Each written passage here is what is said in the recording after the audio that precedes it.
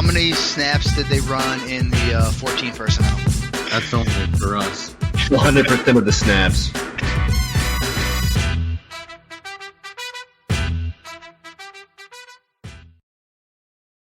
What's going on, everybody? Welcome in to 14 Personnel Fantasy. I am your host, Justin Wright. And today we are talking Odell Beckham Jr. What does the Rams signing mean for one, OBJ, and then two, Robert Woods, Cooper Kupp, Matthew Stafford, Van Jefferson, Tyler Higbee, pretty much, everybody else on that roster. How is it going to shake things up? Also, before we get into it, though, remember to subscribe to the YouTube channel. If you like the video, anything like that, drop questions, comments. We'll answer them throughout the week. All right. So the question, what is OBJ's value in LA?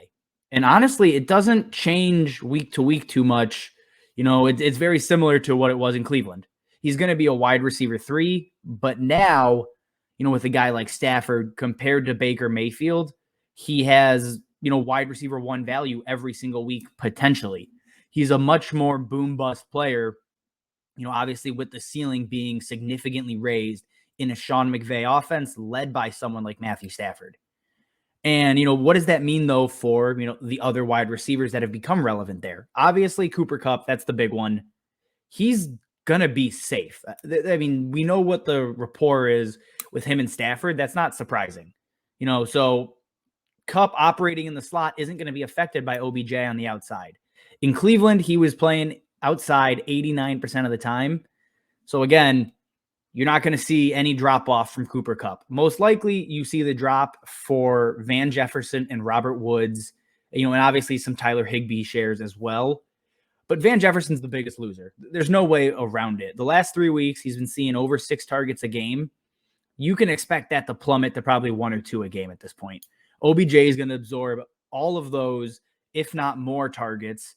So, where does that additional potentially 1 to 2, if he gets to 8 targets a game, where does that come from? It's probably Robert Woods. Robert Woods' ceiling isn't going to be affected because, again, it's Robert Woods. We understand what he is as a player.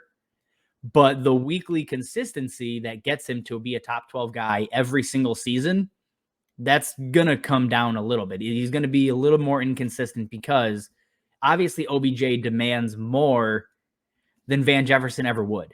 So you have to just be aware of that. When you're starting Robert Woods, he's still a wide receiver 2. You're still going to play him every week.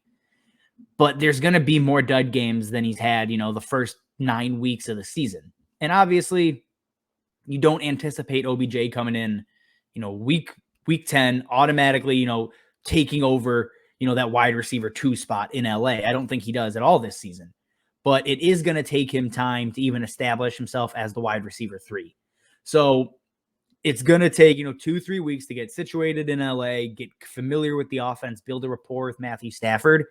So I think the next 3 weeks, Robert Woods is perfectly safe. It's after that, I think, where you start to see maybe some cracks in consistency come the fantasy playoffs. All right. Short, sweet, guys. That's all we have today. If you have other questions about OBJ, the Rams signing, any of that, drop it below and we'll answer it. Again, subscribe to the YouTube channel. Follow us over on Twitter. You got the handles above and below there. As always, thanks for watching, and we will see you next time. How many snaps did they run in the 14 personnel? That's only for us. 100% of the snaps.